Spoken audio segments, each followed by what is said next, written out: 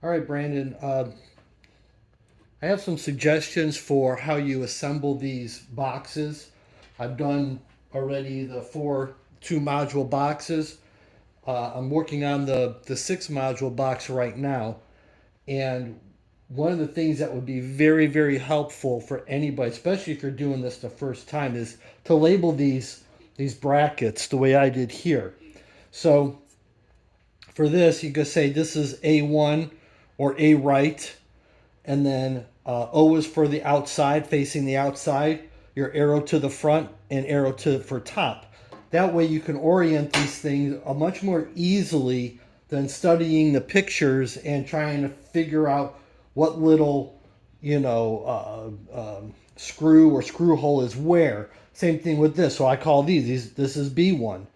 Or you could say B2, like I have over there on the other side.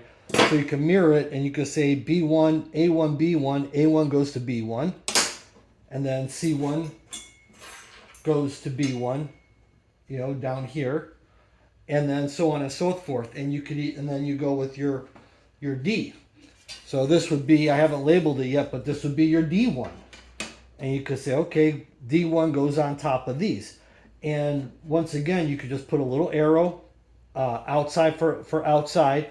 And then for the reason I say the outside is because if you were doing these modularly, from if you're working on in the car, it'd be helpful to have this is the inside.